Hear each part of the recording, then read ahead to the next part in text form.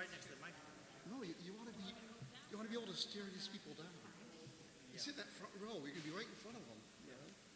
Stare right at them. You Yeah. can live with that. You go.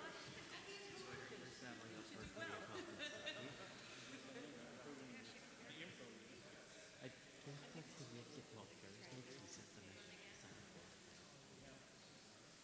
Fine. Big deal. Ideally, then we have to send the hammer in.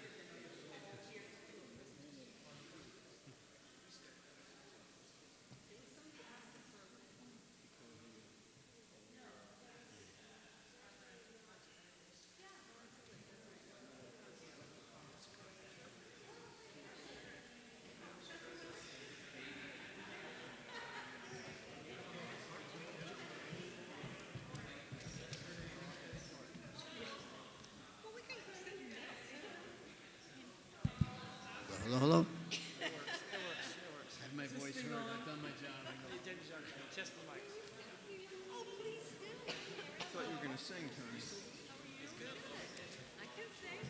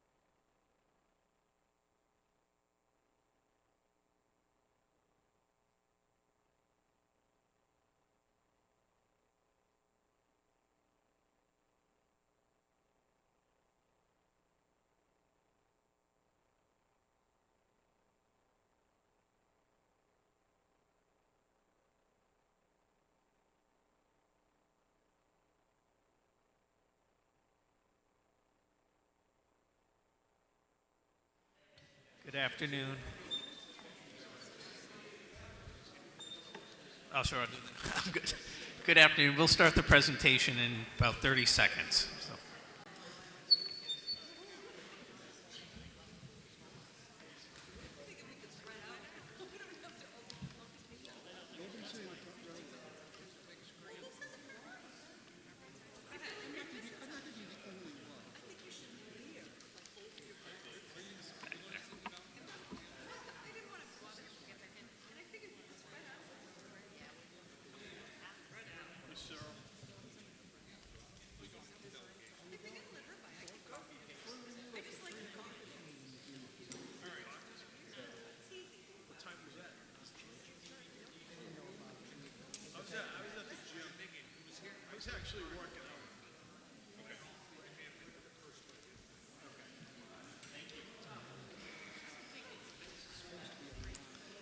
Good afternoon. For the record, my name is Michael Kane. I'm the Legislative Budget Assistant. In front of me are the Legislative Budget Assistant staff. We have Mick Landrigan, Melissa Rollins. Sure. In front of me, we have the LBA staff. We have Mick Landrigan, Melissa Rollins, Jack Mullen, Kevin Ripple, and behind us is Chris Shea handing out some documents if anyone needs any. And so before we're going to give the LBA kind of overview of the Senate changes to the House passed budget. Before you have a document which is also posted online. I'm just going to walk you through kind of the process that Senate Finance used as they went through the budget. So as with the House, revenues are a big part of making budget decisions. So the Senate Ways and Means Committee worked they had to wait for April revenues to come in before they made any final decisions, but worked for the first couple weeks on trying to determine where the Senate revenues would end up compared to the House. They had a vote in the Senate Ways and Means Committee prior to the final revenues in April, and then came back again once they had those final figures and had discussions with the chair came into Senate Finance, Senator Lang, and had discussions with Commissioner Stepp on the business taxes, real estate transfer, and tobacco. And so you ended up having an increase in taxes over what the House had assumed. When we look at the total revenue, the base revenue in general and education trust funds, Senate revenues were about $416 million over the 3 years, 25, 26, and 27, over where the House was. When you add in the adjustments, one of the largest adjustments being the revenue splits between the funds of education and general fund and also the VLT revenue. Revenues over the 3 years between the House and Senate proposed budget is about $237 million. That's in total. One of the big reasons is because of the differences in the VLT, the video lottery terminal revenue estimates that the Senate had assumed, which were almost about 80 million plus below what the House had. If you go to page 1, is a surplus statement summary of General Education Trust Fund, of where the House had proposed and what the Senate proposed. We did, for comparative purposes, we did include restricted lottery funds. As you remember, the House restricted all lottery revenue for adequate education grants. And so to provide an apples-to-apples comparison, we did include that under the House column for Education Trust Fund. So in total for 25, just to walk you through there, $210 million is the amount of money that came forward in the General and Education Trust Fund from fiscal year 24, which closed this past June. In total revenues, you can see the House combined revenues with adjustments of almost $3.3 billion, $3,000,000,019, and compared to the Senate of about $3,080,000. So you have almost a $60,000 increase in base revenues, General and Education Trust Fund after adjustments, just for 25. For appropriations, the House had assumed $3.3 billion of General and Education Trust Fund appropriations. This includes all the appropriations that have passed in 2023, 2024, any off-budget appropriations like legal settlements and lapse estimates. So the House came in with total appropriations about $3.3 billion. The Senate, you can see, came in a little under at about $3.278 billion. One reason for that I'll get to in the surplus statement is because of the lapse estimate. The HHS lapse estimate at the time of the governor and the House budget were prepared, HHS was assuming about a $22 million lapse. In May, HHS provided information to the HHS Oversight Committee that they actually think their 25 lapse is going to be about closer to over $60 million. And so that allowed the Senate to increase their lapse estimate to adjust for that $38 million of additional lapse that HHS had provided. Cumulative ending balance for 25 in the House was a negative 76.967 compared to about 12 billion in the Senate proposed budget. Transfer from the rainy day fund, because the general fund would end up in a deficit at the end of 25. The House had assumed about 148.8 based on their revenue estimates. With the change in the revenue estimates and with the change to the lapse estimate, the Senate transfer from the rainy day fund is about $93.4 million. And this is all dependent on where the revenues and the appropriation lapses end up over the next few weeks to close the fiscal year. So the balance after the transfers is really the education trust fund balances. House had about $71.8 million of education trust fund balance, which will be available in 26. The Senate at 105.5. The rainy day fund balances currently in 24, estimate of 292.5. The House in 25 would bring that down to 143.7 based on their estimates at the time. The Senate has the 292 dropping down to about 199 at the end of 25 based on their revenue estimates and the appropriations. So going into 26, the only balance forward from the House and the Senate, the Education Trust Fund balance. For the House, again, the 71.8. Add to that about $3.047 billion in revenue, combined general and education trust fund. Total appropriations of about $3.091, resulting in a cumulative ending balance after accounting for the beginning balance carry forward of about $28.4 million under the House proposal. Of that $28.4 million in the mid-year for 26-27, 13.787 was general fund share, 14.644 was the education trust fund share. No change to the rainy day fund balance because the rainy day fund only receives any surplus at the end of a biennium, so that would be 27 coming up. Under the Senate proposal, they have a higher education trust fund balance to begin 26 based on their revenues of 105.5. In addition, their total revenues, general and education trust fund, came in at about $3.118 billion for 26. So you can see almost a $71 million increase in your revenues, offset by appropriations of about $3.2 billion, leaving a cumulative ending balance between general and education trust fund at the end of 26 at about $23.9 million, closer to $24 million. Now, how that splits out in the general fund and education trust funds, the general fund actually has a negative balance at the end of 26, which is then carried forward into 27. Education trust fund at about $43.5 million. So from an education trust fund balance, you're almost $28 million up in the Senate proposal versus the House proposal going into 27. When we begin 27, the House had about 28.4 from both funds coming forward. Estimated revenue and adjustments at $3.157 billion, offset by appropriations of about $3.1 billion, resulting in a cumulative ending balance of a positive $85 million, which allowed the House to transfer $85 million into the rainy day fund, bringing the 143.7 estimated rainy day fund back up to the 228.754 is what you all passed back in April. The Senate, their beginning balance was about 23.994 after offsetting the difference in the general fund.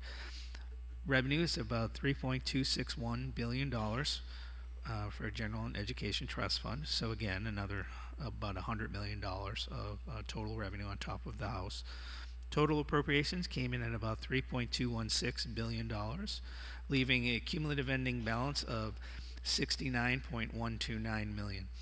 Now, almost 20 million of that cumulative ending balance was the Education Trust Fund. So 49.9, anything remaining in the general fund by statute goes into the rainy day fund. So 49.9 million transferred into the rainy day fund under the Senate proposal, bringing the rainy day fund back to 249 million from the Senate's estimate of 25 of 199. So the two numbers of surpluses you can see is the 19 remaining in the Education Trust Fund compared to 0 in the House proposal, and then the 249 in the rainy day fund as compared to the House's 228.754. As we move on to page 2, the type gets smaller. It will give you kind of a sense of where the governor was, the House and the Senate by General and Education Trust Fund. You can see, and I'll just kind of go over kind of the large numbers, is that in 25 for general fund, House had about $1.819 billion in general fund revenues compared to the Senate's 1.847, so almost $30 million general fund revenue pickup. Schedule 2 adjustments, you can see on the small line 10, is the House had 217.954 versus 231.390 in the Senate. So those were additional appropriations. And now the additional appropriations in the Senate plan were because of 3 main factors: an additional $4.5 million settlement for a YDC victim that happened after the Senate had passed their budget, and then an additional $2.2 million for 2 other cases that the AG settled relative to HHS issues that directly come out of the general fund. So that was one of the big reasons for the increases there. The lapse estimate, as I said, increased 111 in the Senate versus 70 for the House. Almost 40 of that is related, 38 of that is related to HHS. The other couple million you will get to, and that's based on discussions the Senate had with various agencies of lapsing, instead of non-lapsing dollars that were appropriated for 25, the Senate Finance Committee made an agreement with the agencies that if they lapse those funds in 25 to minimize the draw on the rainy day fund, they then appropriate those funds for those programs in 26 and 27. So that's the variance on the lapse. And again, the transfer to the rainy day fund, the same, 148.8 to the House, 93.4 from the rainy day fund in the Senate. Going into 26, if we look at the total revenues, you can see the big changes. We went over the base, but the Schedule 2 adjustments, you can see the House adjustments in revenues. These are non-current law changes relative to video lottery terminals. The large one in the House was relative to the business tax, real estate transfer tax, and tobacco tax split at a 70-30 percentage between the General and Education Trust Fund, compared to 121.3 in the Senate. And I'll get to Schedule 2 to show you where those big variances are. One of the big changes is instead of 70-30, the splits, that the Senate went with 64.5 and 35.5 splits. But then also the Senate was able to pick up some money from their proposal on video lottery terminals with funds going into the general fund. For appropriations, not a lot of off-budget spending in either the House. The House is actually a negative $13.3 million in appropriations adjustments. Total budget appropriations, not significant differences between the House and the Senate in 26. You had about $1.944 billion in the House, $1.946 billion in the Senate, but you did have your Schedule 2 adjustments. A positive number is showing you offsets to any appropriations, so budget reductions. So the Senate had budget reductions totaling $13.3 million compared to the Senate having additional appropriations of about $2.4 million. Lapses changed based on percentages, keeping the 2% that the governor assumed. The lapse in 26 estimated at $38.6 million in the House based on the calculations of their total appropriations and adjustments versus $39 million in the Senate. Still at the 2% level, rounded up to $39 million.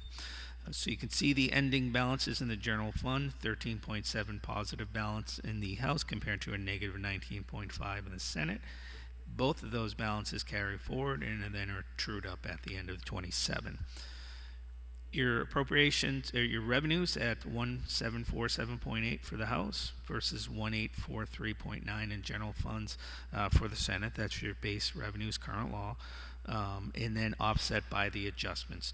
$217.2 million of adjustments in the House to the general fund, mainly because of the revenue tax splits, and the Senate at about 138.5, so almost an $80 million difference on the general fund on that side. You can see the appropriations, 1979931 in the House versus 1992406 in the Senate for general fund appropriations. And if you look at those lines, a $13 million increase, most of that increase was due to putting in House Bill 1, Section 1, the main part of the budget, the travel and tourism money that the House had added on the floor. For the House budget, $55 million in appropriation reductions in Schedule 2 versus $19 million in appropriation reductions in the Senate. Lapse, again, using the same percentages used by the governor. House had $57.7 million versus $60 million from the Senate. Still in the 3%, but just based on their total appropriations. You can see, if we go down to the cumulative ending balance, the House at 111.7 versus the Senate at 49.9. Now that was prior to, in the House, there was a required transfer of about $26.6 million to the Education Trust Fund to bring that to zero versus nothing in the Senate, because the Senate's leaving on their proposal leaves with a positive balance. Cumulative ending balances, you can see the $85 million in the House versus the $49.9 in the Senate. Those are then transferred on row 23 into the rainy day fund to get you to the $228.7 and $249 million in the estimated rainy day fund balance. I'm going to skip page 2, but if you're looking for base revenue, what the Ways and Means Committee of the House and the Senate on how they compare, you can see that on page 3. I apologize. But I'm going to skip to page 4, which is where all the detail is. This is called Schedule 2 of the surplus statement.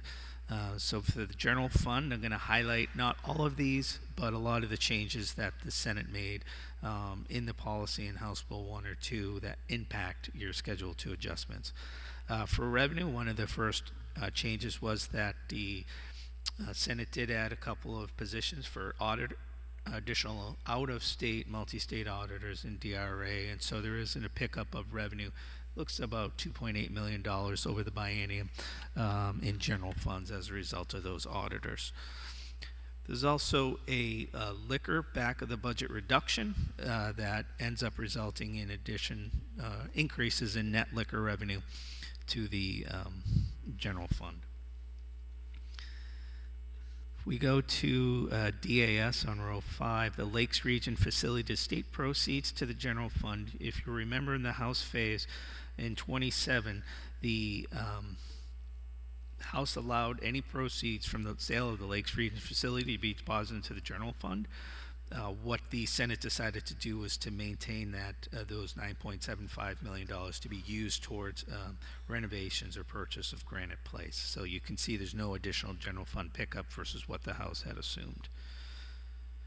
Also, the P card revenue, this is procurement card revenue in DAS relative to the dedicated fund exercise that the House went to. DAS Admin Services had come in and offered to lapse the balance in the P card fund, the procurement card fund of about $1.2 million, and then going forward to lapse any balance in that fund, as opposed to keeping it in a dedicated fund to allow that to build.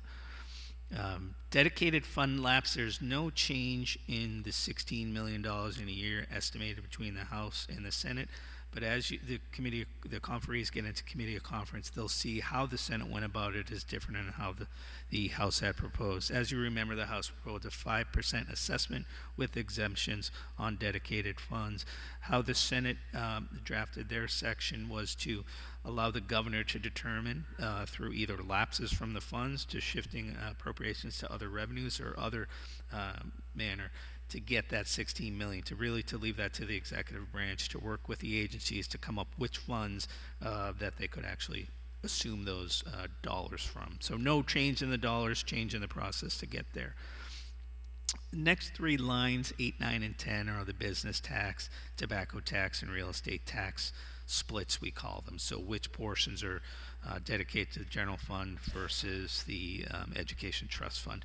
So that's where you'll see a majority of your differences between the House and the Senate on those lines.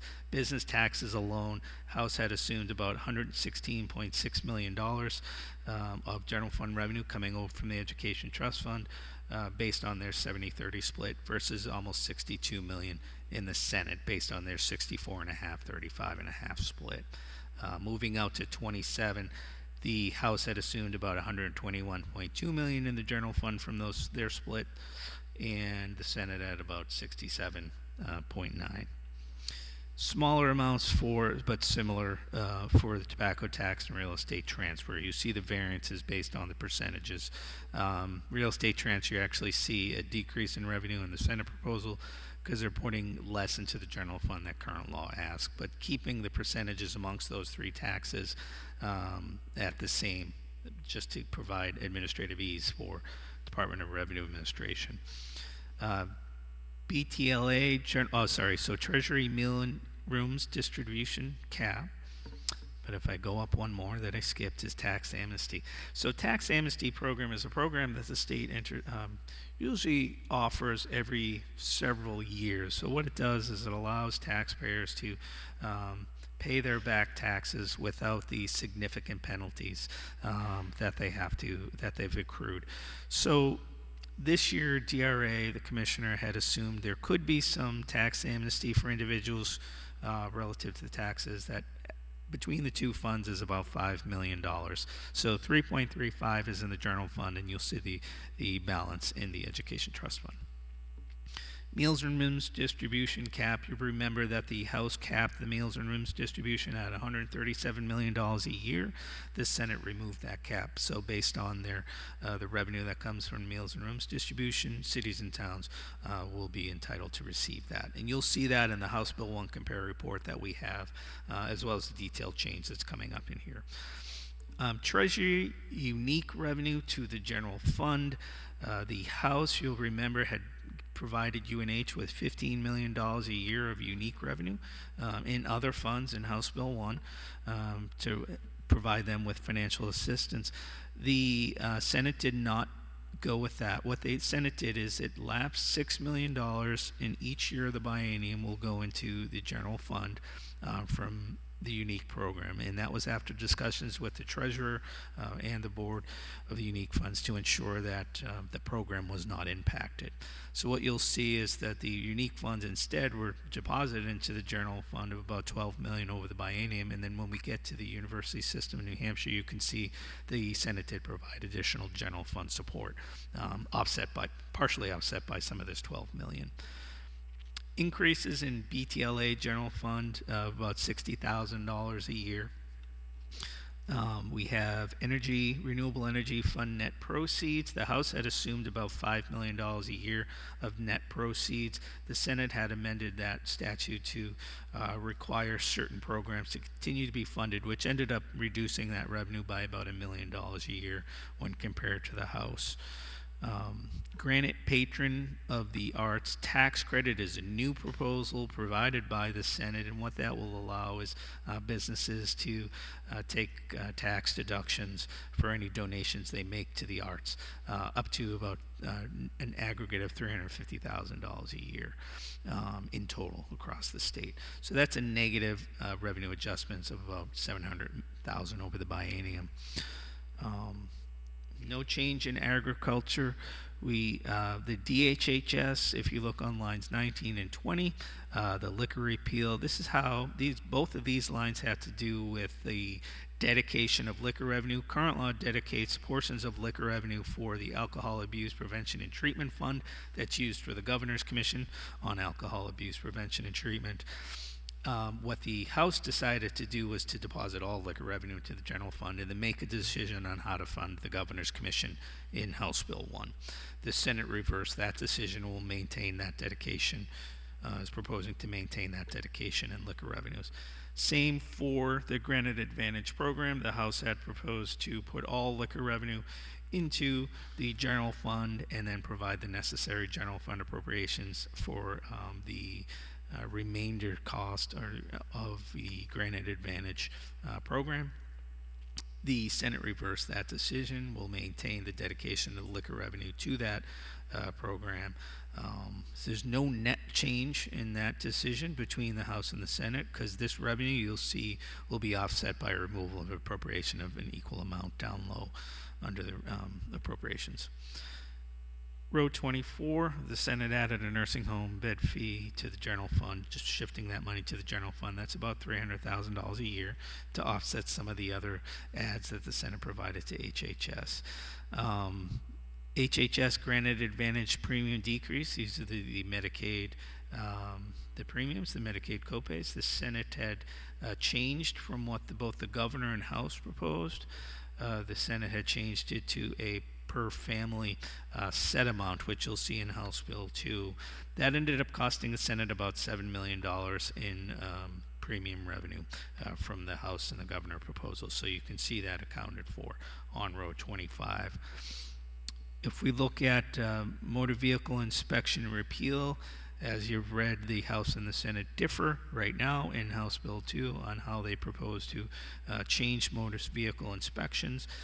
The House had a negative 150,000 and 300,000 in the 2 years for the general fund. You'll see most of this reduction in the highway fund, and versus the Senate and what they propose is about a net $5,000 change to revenues.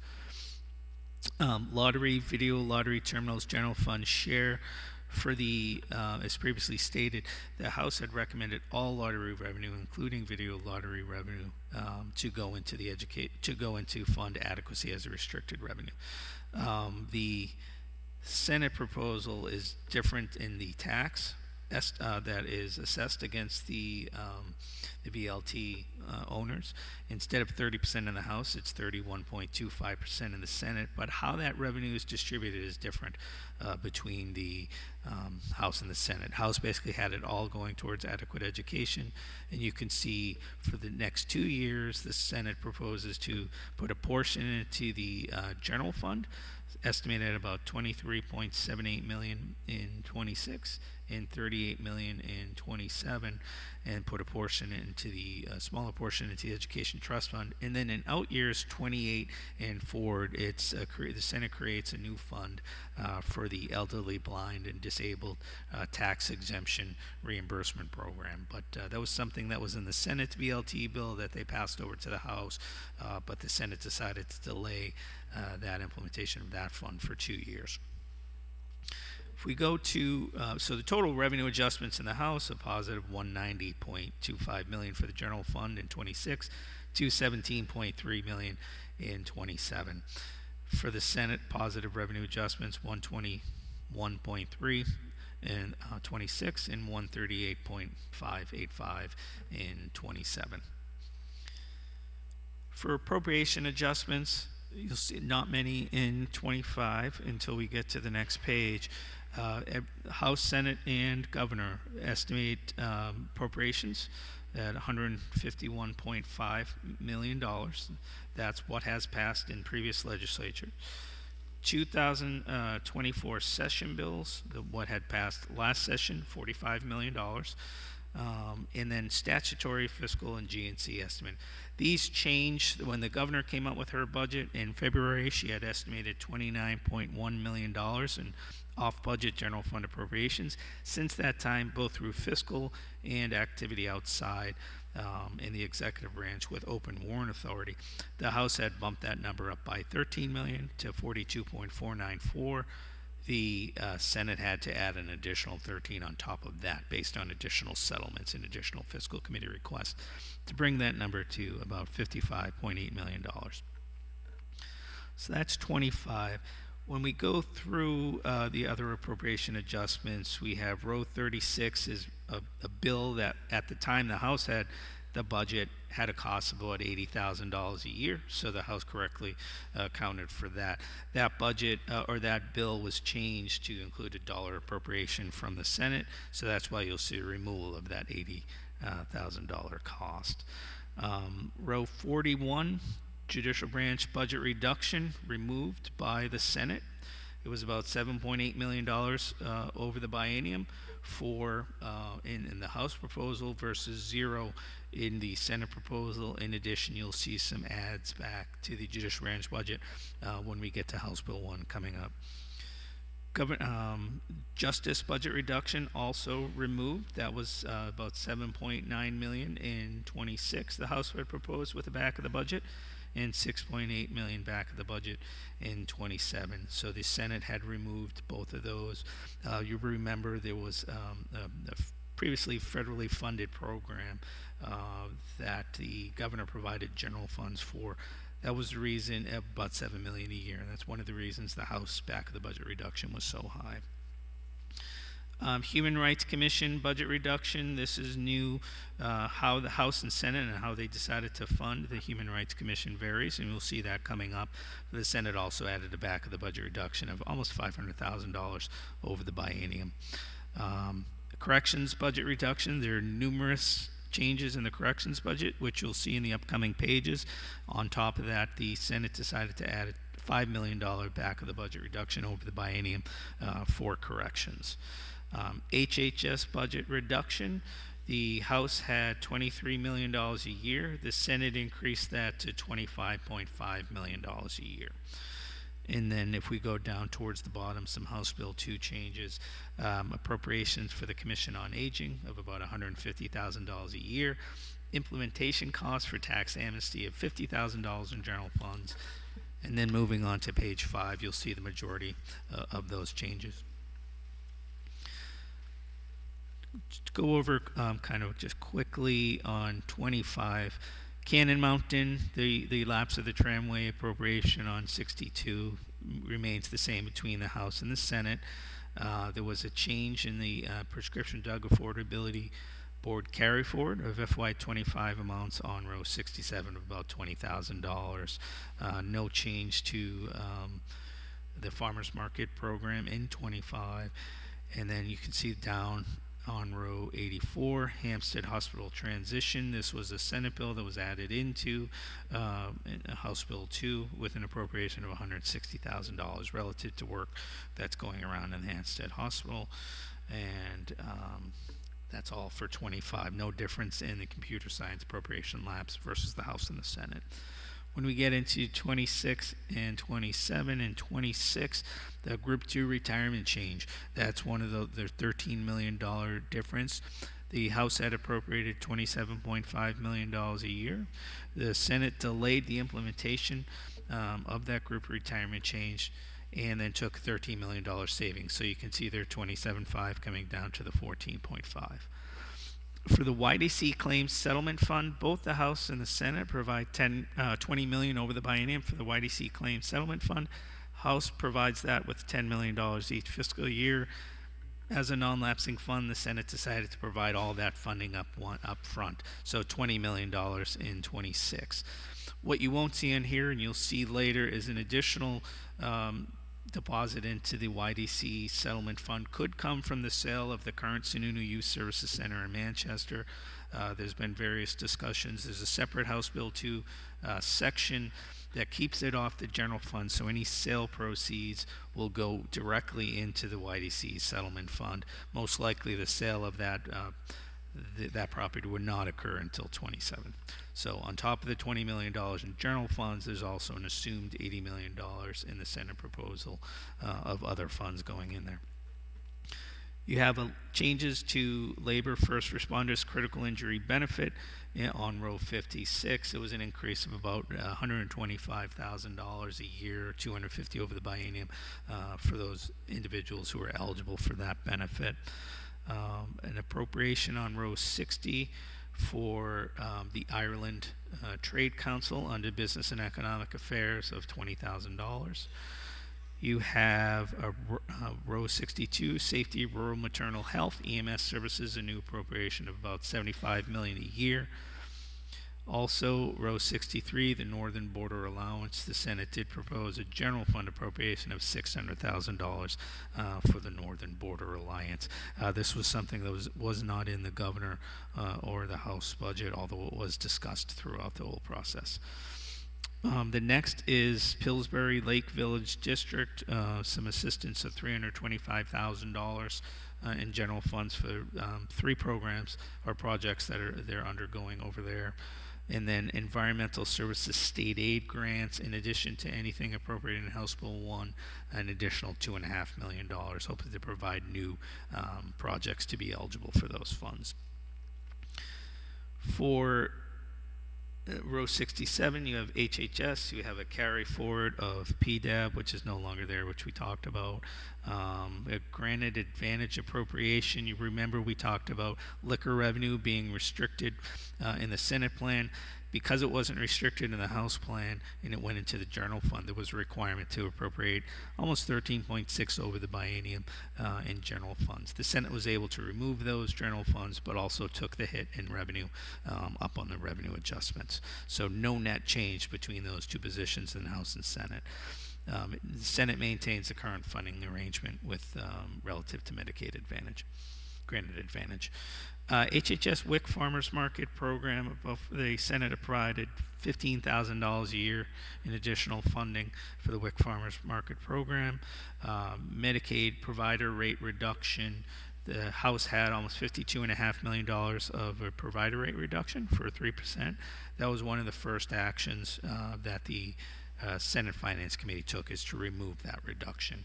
They were able to do that based on their revenue estimates at the time and based on their discussions they had after their public hearing on House Bill 1 and 2 in front of the Senate. That became one of their top priorities. If we look at HHS on row 72, congregate housing, about $350,000 a year. 73 is HHS, a developmental services pilot program of about $1 million over the biennium. HHS under row 74, additional appropriation of $450,000 in 26, $150,000 in 27 for adverse childhood. On row 75, summer EBT program, about 70, if I can read across the line, that's $105,000 over the biennium of additional general funds for that program. Row 76 is ICF, that's the Intermediate Care Facility, a rate increase provided to those facilities who have a very unique population provided under Medicaid. So that's about $70,000 in 25, $142,000 in 27, 26 and 27. Independent birth centers, row 77, receives an appropriation of $30,000 under the Senate proposal. Community residential services, acquired brain disorders, that's $5 million a year of general fund appropriations, so $10 million over the biennium for community residential services for that population. You have rural residency training under HHS under row 79 of $500,000. You have a Tier 1 call center on row 80, which is almost $3.8 million over the biennium for a Tier 1 call center at HHS of general funds. Row 81, the Child Care Scholarship Pilot Program of $100,000 to get a pilot program at least started to see what the state can do relative to offering child care scholarships and the various sources of funds. Row 82 is the guardianship contracted services, about $275,000 a year of general funds of support. And then you have a Medicaid on row 83, Medicaid long-term care eligibility determinations of about $1.5 million a year to help with the backlog of eligibility determinations that is currently occurring under the nursing homes. And then if we go down to row 87, facility improvement funds that were added, $460,000 for education for that purpose. So in total of Schedule 2 adjustment appropriations, in 26, the House had a positive or a reduction of appropriations of 13.3 compared with an additional appropriation of 2.4 million in the Senate proposal after taking into account the changes in back of the budget reductions. In 27, the House Schedule 2 reduces general fund appropriations by $55 million compared to $19 million in the Senate proposal. So almost a $30 million, what is that? We got about a $35 million swing, majority of that going into the provider rate increase, removal of that reduction. And then moving on to page 6, this is the Education Trust Fund.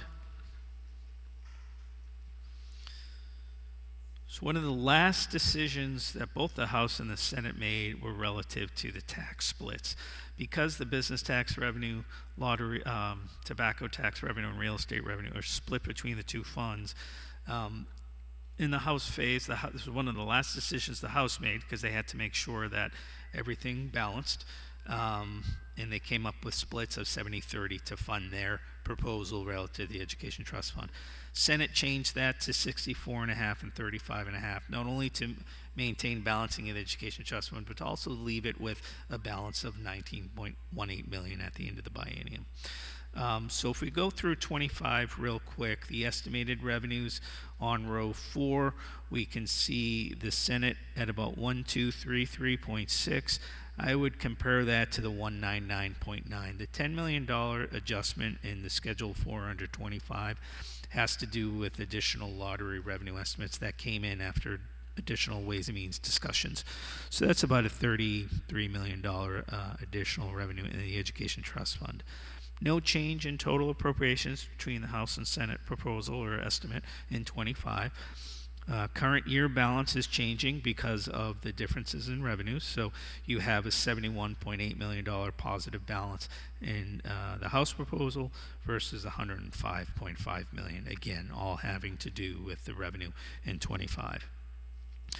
Beginning in estimated revenues, the base revenues, the House 1193.8 versus 1276.7, so almost $80 million plus of additional revenues in the Education Trust Fund just on the base revenue estimates. Schedule 4 adjustments, you'll see big differences between the House and the Senate, because you will remember the House dedicating all their lottery revenue that used to be deposited as unrestricted Education Trust Fund to restrict that revenue under adequacy. So a negative $307.3 million versus a negative $47.8 million House versus Senate, which are two reasons: the lottery revenue, but also your splits that we talked about before. For comparative purposes, we added a new line for lottery revenue restricted for adequacy of 255.223, just so you can see in total like an apples to apples comparison between the Governor, House, and Senate on the funds provided towards education. So in total revenue, 1.141 under the House proposal versus 1.228 in the Senate proposal in the Education Trust Fund. We go down to 26, continue down the appropriations. I'm going to go to the row 14, total appropriations about 1198.9. That includes what the House appropriated under the Education Trust Fund, also restricted under lottery revenue, versus 1290.87, which is the total revenue provided to adequacy and the various other costs.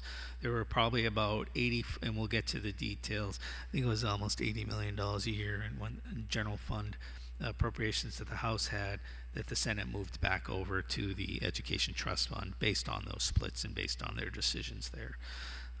In the end, the cumulative ending balance in 26 under the House proposal, 14.6 versus 43.6 in the Senate proposal. Both those balances carry forward into 27. It's a non-lapsing fund. For the House, add an additional revenue, we'll see in total revenue, including adjustments of about 1.192 versus in the Senate 1.279. Most of that because of the splits and the estimates on your video lottery terminal. Total appropriations in the Education Trust Fund, you have 1233.4 in the House plan, including the lottery, versus 1303 in the Senate plan. Again, the majority of that difference isn't in your adequacy line. It's for moving things that used to be funded on the Education Trust Fund back to the Education Trust Fund. The House had swapped those, but we'll get to that into the detailed change. Current year balance in the House proposal, $41.3 million in the negative. That offset by the 14.6 that came forward, required a general fund transfer of 26.659 just to bring the balance to zero at the end of the biennium as is required by law. As far as the Senate proposal, they have a negative 24.391 current balance, which eats into the 43.5 that came forward, the balance forward, but provides a remaining balance of 19.2 million at the end of the biennium. If we go into, I'm going to skip to page 8 right now, and this has to do with the Education Trust Fund share of those various changes that the Senate's proposing relative to the multi-state auditor positions. There's a couple $1 million in Education Trust Fund revenue associated with that. Video lottery terminals, you can see over the biennium, almost $20 million of Education Trust Fund revenue from video lottery terminal proposal in the Senate. The lottery maximum ticket price of $50 estimated to raise looks like almost $1 million. That's in 27.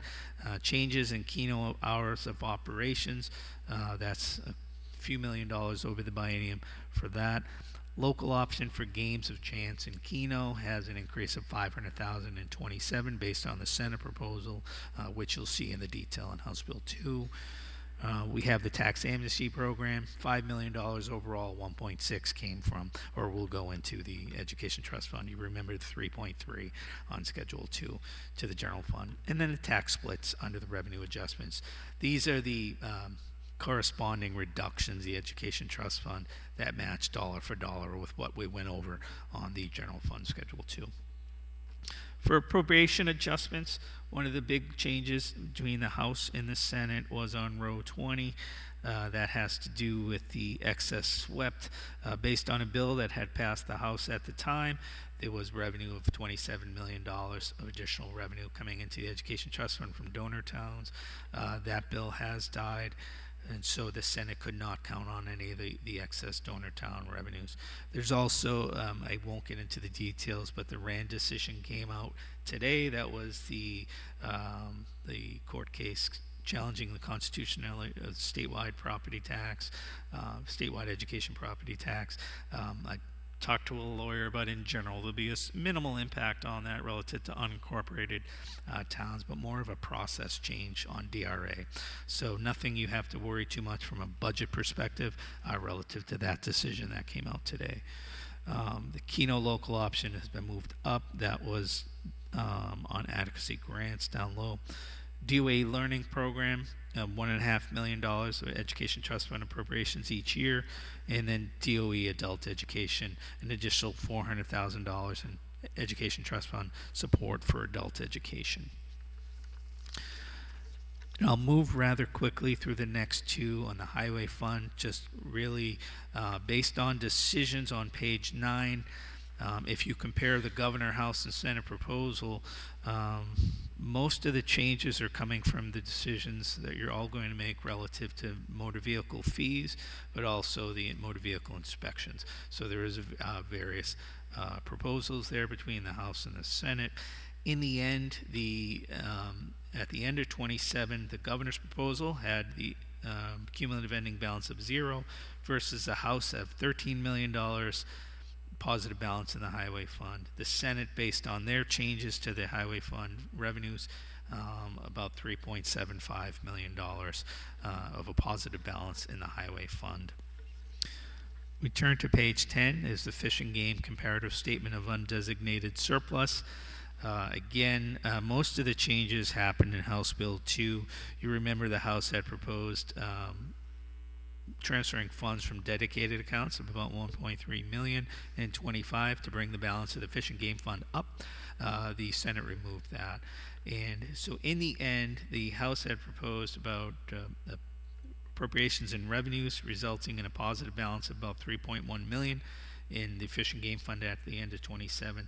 That number comes down to about $600,000 in the Senate proposal.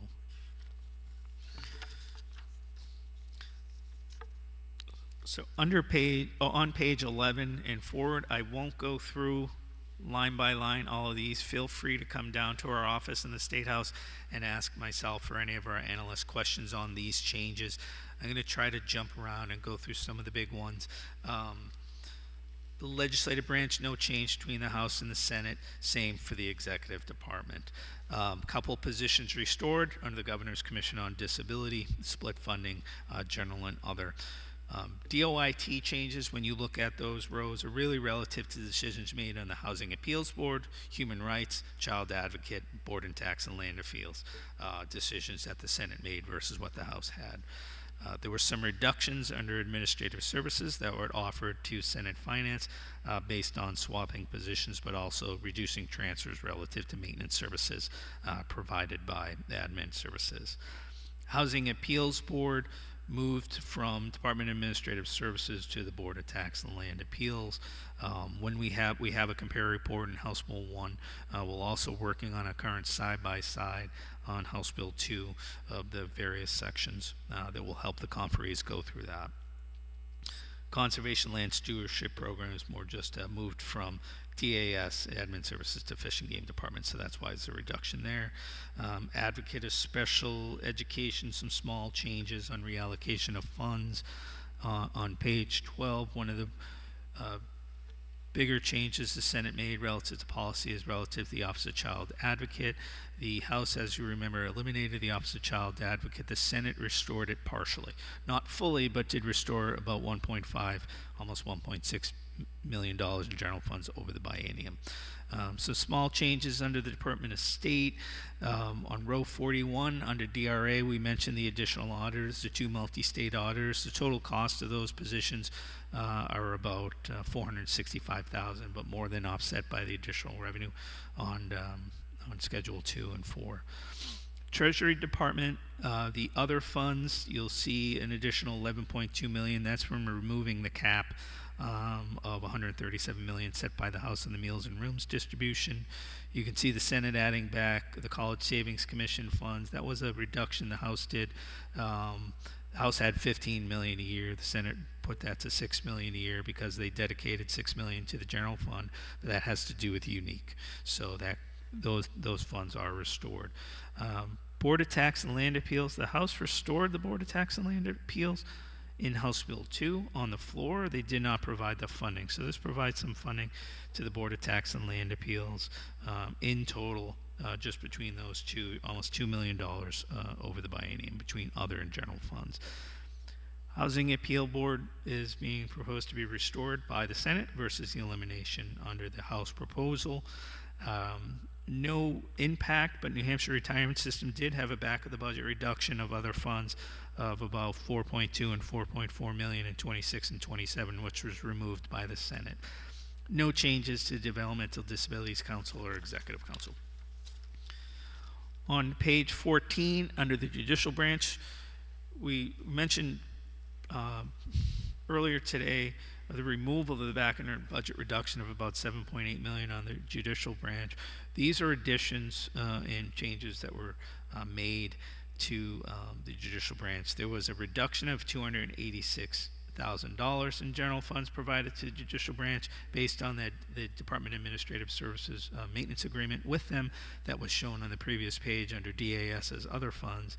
But they also received $554.9 million to restore Goffstown and Hooksett courthouses based on the House and Governor proposal. Those are 2 courthouses that we're going to close. The Senate also increases funding for additional resources in Superior Court for YDC's claims cases of almost $877,000. Although it's a YDC claim settlement fund, there is also, those cases are simultaneously filed in the Superior Court, and so the litigant makes a decision later on in the process, but there is thousands of claims that are going into the Superior Court relative to YDC claims. Court security, increased funding for court security officer per diem training days of about $200,000 over the biennium, and increased funding for sheriff reimbursements of about $2.25 million, which was a request made of the Senate. Human Rights Commission restored approximately $3.5 million over the biennium, 3.2 of that being general funds. No changes to the banking department in House Bill 1. The Office of State and Public Labor Relations, there are various changes made here relative to Public Employer Labor Relations Board, relative to GYT transfers and licensing for Microsoft and various other allocations. On page 15, Insurance Department, one additional position of other funds of $189.4 thousand over the biennium. On the Liquor Commission, you can see the restoration of the elimination of liquor enforcement. So there is a House Bill 1 component of that of about $6.2 million over the biennium. You remember in Schedule 2 under the General Fund, the Senate took that adjustment because they did not eliminate enforcement. They did not take any savings relative to or any additional revenue relative to net profit.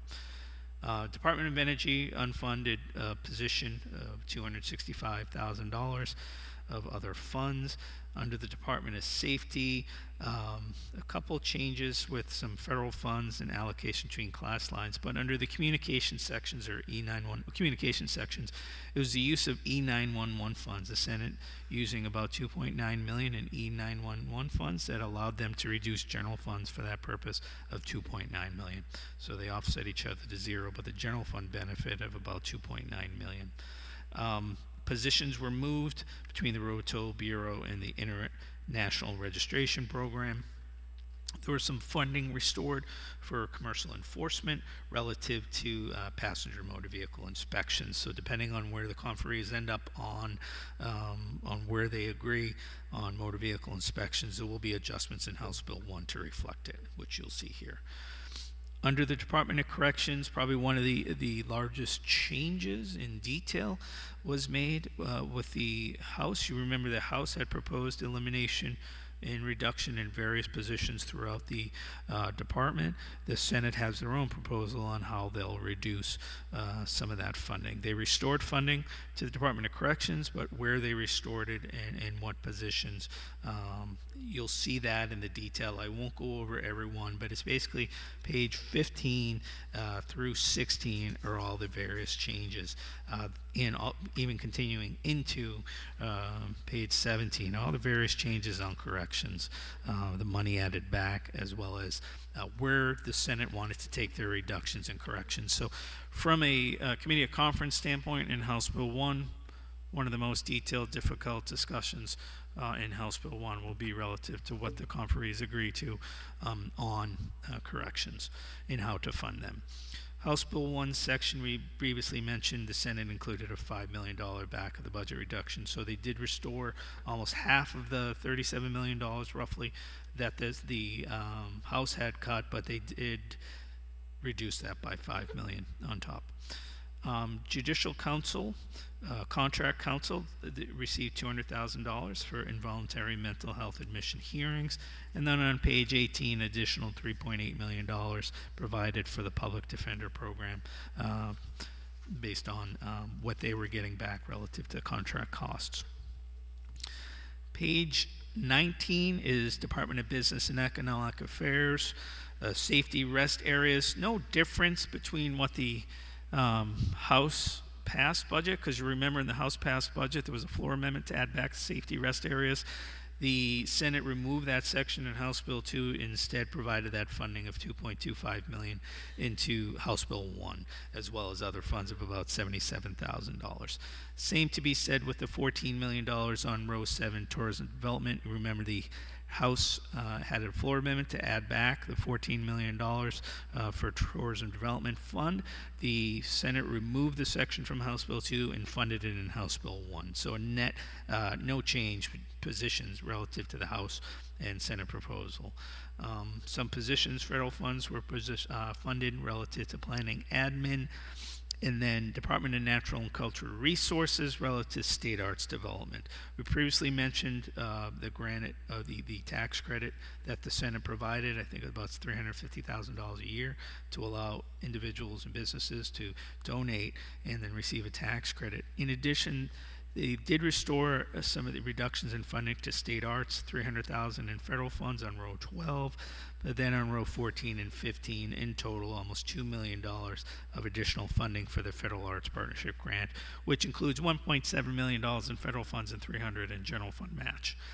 And then Federal Preservation Program for a position with interagency transfers of about 184.8, and that's other funds. We had some movement in Department of Environmental Services relative to where positions are funded between Class 10 and 59. On page 20, we previously showed a reduction under admin services. You can see an increase of $561,000. This has to do with the Conservation Land Stewardship Program being moved from the administrative services to Fish and Game under the Senate proposal. No general fund cost. On page 21 is your transportation. Moving of funds, you can see the first two lines are really just movement on various class lines relative to the department's intentions incentive program. And you have the Highway Maintenance Bureau on row 4 receiving $250,000 for additional salary and benefits for positions relative to Senate Bill 153. It has to do with the expedited driveway permitting program because the Senate assumed passage of that bill. They also included the highway funds in order to administer that program. And then apportionment A and B is the block grant aid to cities and towns based on highway revenue in the previous year. So based on the changes to the revenue estimates that the Senate has, there's a corresponding adjustment in House Bill 1.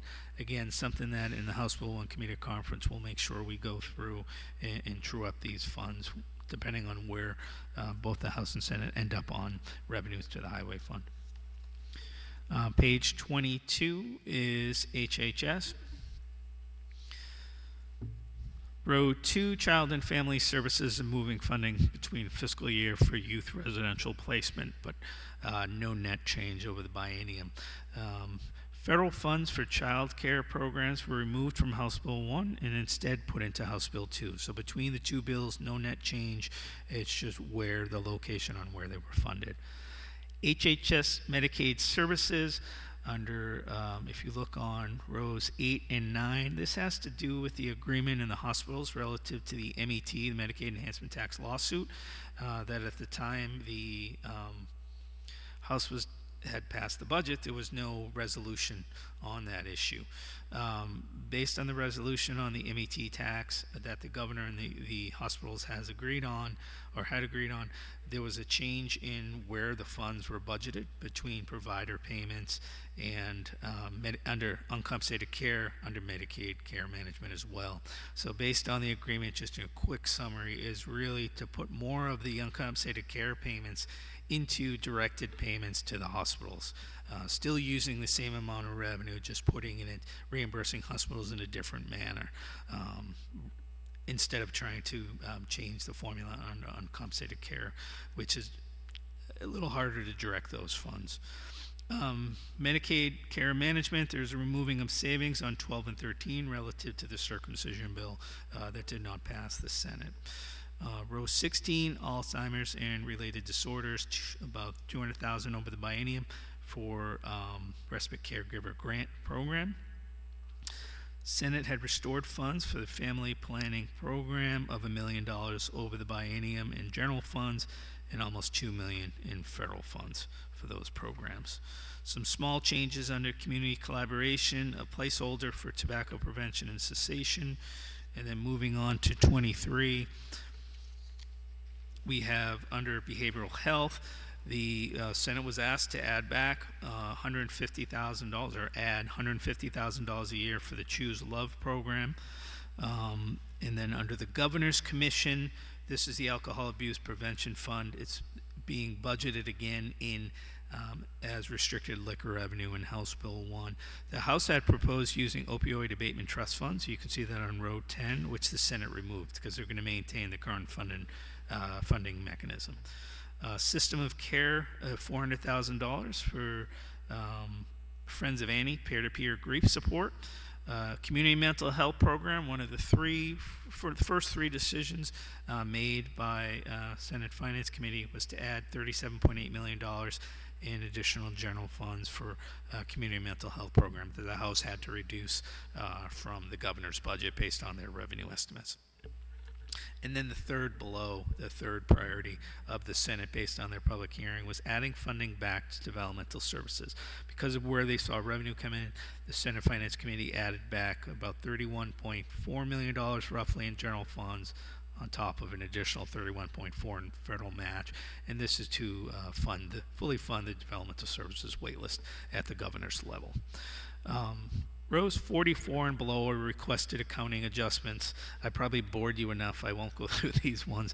These are just a true up when the budget's actually passed. It allows the executive office to effectuate these changes.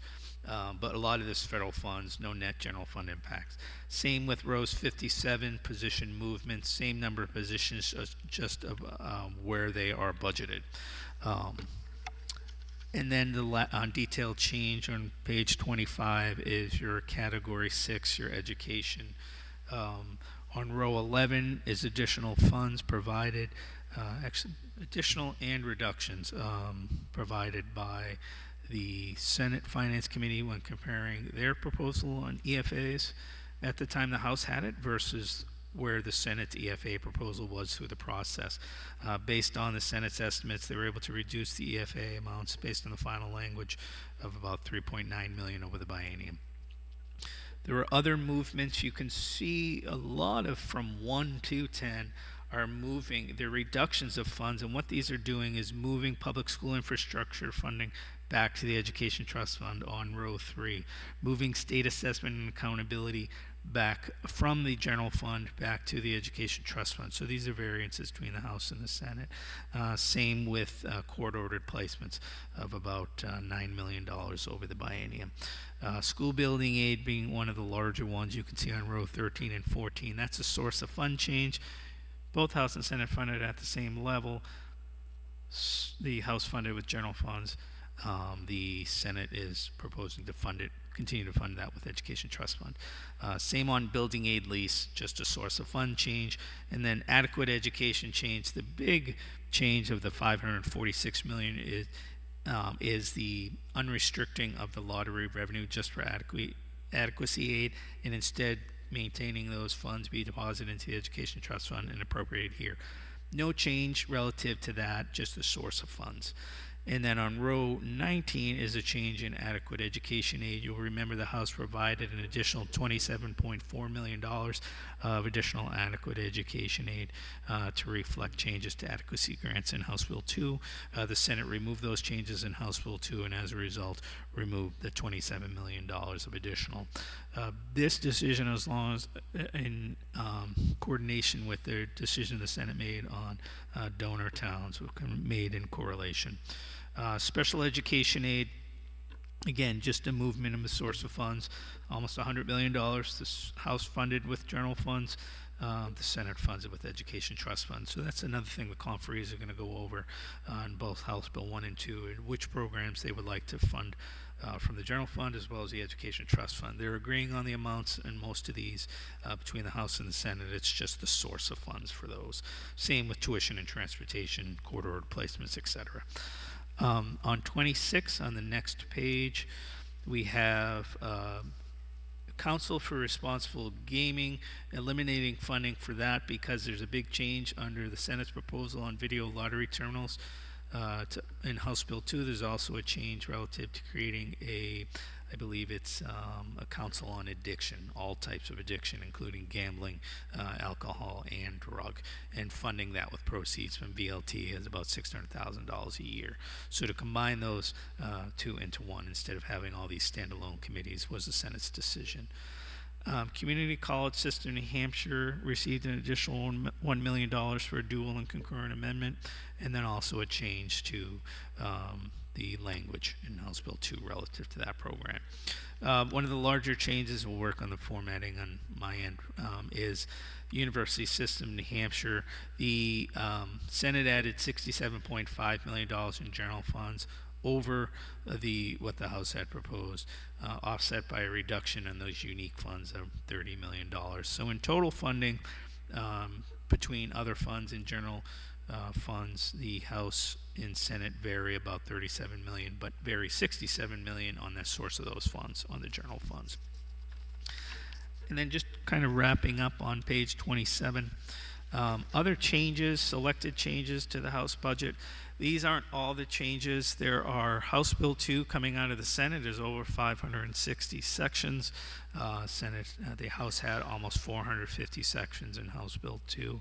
So there are multiple changes between House Bill 2. A lot of those get picked up in the detailed change and also get picked up on the surplus statement as Schedule 2. There are some that don't have a monetary impact necessarily that will get picked up in the General and Education Trust Fund, monetary to those two funds. Legislative branch added a section relative to parking and office space assignment. Judicial branch amended RSA 135C relative to the Indigent Defense Fund and covering the cost of court-appointed attorneys. YDC Claims Administration and Settlement Fund, although not general fund, you can see the $80 million estimate of proceeds from the sale of the Sununu Youth Services Center. Another change that the Senate made to the YDC Claims Administration and Settlement Fund was to move the appointment of YDC Claims Administrator to the executive branch with approval of the governor and council. How the current administrator was appointed was with the from the judicial branch approval. So that changes that appointment. No cost, but is a change in that policy. Department of Safety changes to deletes an increased insurance company fee for motor vehicle records, makes changes relative to motor vehicle inspections, and reduces certain motor vehicle registration fees from amounts included in the House passed budget. That's one of the reasons that the balance in the highway fund were lower in the Senate proposal versus the House. Various changes in environmental services relative to solid waste facility sites and their evaluation. That'll be one area that the House and Senate will be going over in detail in the committee of conferences. Under HHS, allowing the use of general funds to support infrastructure at Sununu Youth Services Center replacement facility pending fiscal approval. On page 28, incorporates a component of Senate Bill 113 requiring HHS to seek federal approval of Medicaid benefit for supportive housing. Economic stability, it deletes a provision relative to establishing a Development Services Recreational Services Fund, which the House had proposed to fund that with charitable gaming revenue. Medicaid services, it incorporates Senate Bill 34 relative to the work requirement for the granted advantage population, revises some deadlines relative to outpatient procedure incentives under Medicaid, requires Medicaid coverage of biomarker testing, and incorporates Senate Bill 137 relative to coverage of hospital stays under the Medicaid state plan. Under public health, it modifies the House Section 380 to allow HHS to enroll new participants in the state loan repayment program. Under behavioral health, there's a change relative to co-occurring substance use and mental health disorders on who can receive funding. Incorporating a modified version of Senate Bill 255 relative to the Suicide and Crisis Lifeline 988 to be funded with communication surcharge dedicated to that fund, as well as authorized 988 license plates. Under long-term supports, establishing a committee to study long-term managed care, suspends rather than repeal the foster grandparent program, and to a repeat of the developmental services change under recreational services. Office of the Commissioner, Senate does propose to repeal the Prescription Drug Affordability Board. It deletes sections relative to the definition of biological products and establishes a transition plan for the sale of the Philbrook Center, which is assumed sold in both the House and Senate proposal. There was a section that the Senate put in to ensure that services to the current clients residing there are not interrupted. And then the last page of the Senate changes to the House budget. There was a provision put in by the House to allow HHS Commissioner to accept gifts for the department. $250,000 was the limit provided by the House. The Senate has changed that to $1,000 and combined those gifts to specific purposes rather than an open donation. New Hampshire Veterans Home, a small change to expanded transfer authority between class lines, and then Department of Education adds a section relative to the declaration of the legislative authority regarding public education and clarifies some sections related to the diversity, equity, and inclusion. And so this is a a long briefing, but a briefing of all the changes that the Senate made to the House budget. There has been a committee or conference formed for House Bill 1 and 2, which will start later this week. And so over the next, you have about a little over a week for the House and Senate to go over their changes in both House Bill 1 and 2, to come up with agreements on where you think your revenues will be on general education and highway, to agree on appropriation. So it's a big lift that the conferees have. It's something our staff will be there to go along the way to assist both the House and Senate on decisions made in both bodies. We won't be able to give you reasons on decisions, but we'll be able to give you the detail behind those decisions. So any questions either myself or my staff can answer, or we can take. I think I bored everyone, so feel free to come to our office. We're down in State House 101 and 102. If you have any questions on specific programs that are funded in either the House or Senate budget, reach out to me or any of our staff and we can assist you. Thank you very much. Oh, sorry, I have one question. Representative Thomas. Is this on? Okay. Yes. Just where is the information about taking money from the Renewable Energy Fund? I didn't see that specifically. Yes. So on, let's see if I can find this.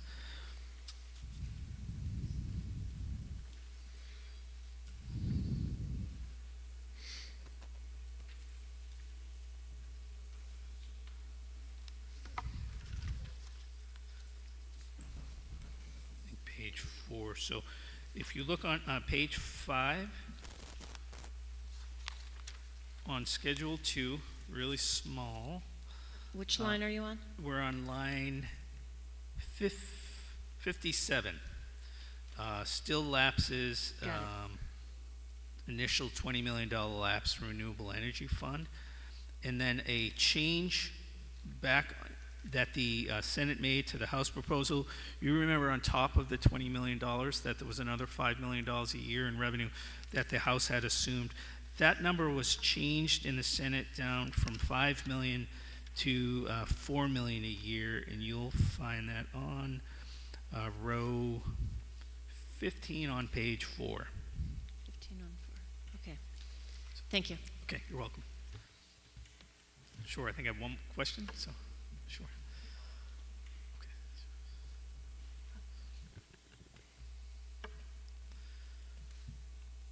I can recognize, sure, go ahead. Okay.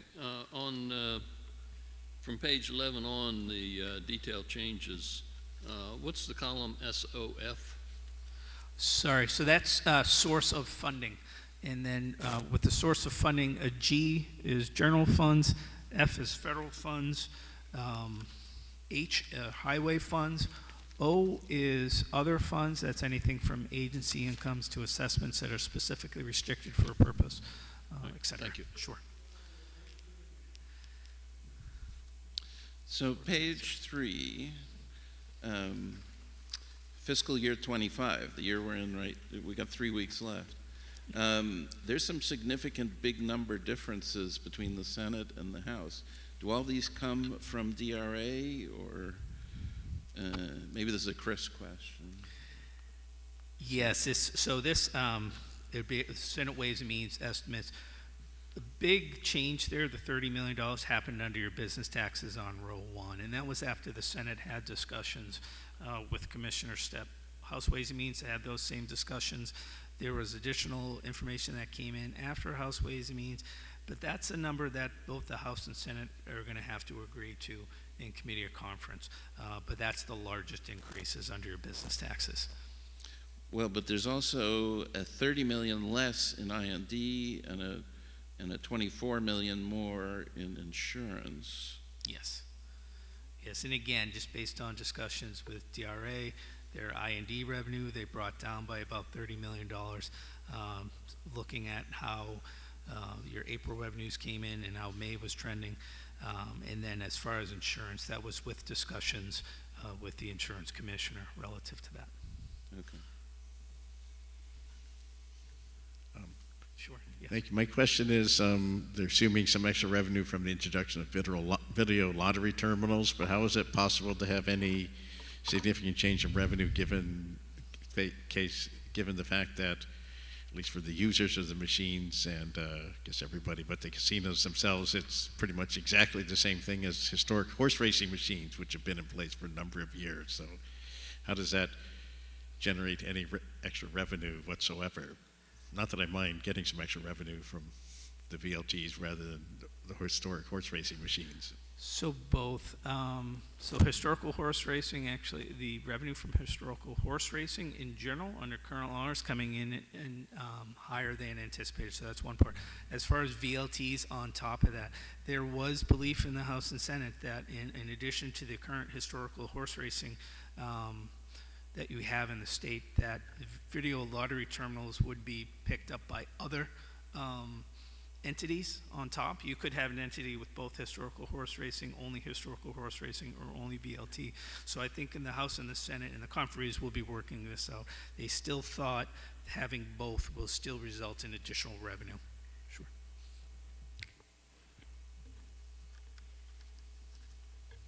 Yes. Hi, I have one more question. So there are recent reports that say that we have a 71 decrease in numbers of Canadians that are visiting New Hampshire. So do these numbers reflect that decrease, or is there some sort of a protection in the budget for a significant decrease in tourism? So that would really be up to the Senate Ways and Means Committee. I was going to go back to see where they were on meals and rooms. They actually came in higher. So as the conferees, that will have to be a decision made by the conferees on House Bill 1 on whether or not they want to adjust their revenue adjustments in meals and rooms or any other taxes as a result of a potential decrease in Canadian visitors. But that would be a revenue estimate change. Okay, thank you. Sure.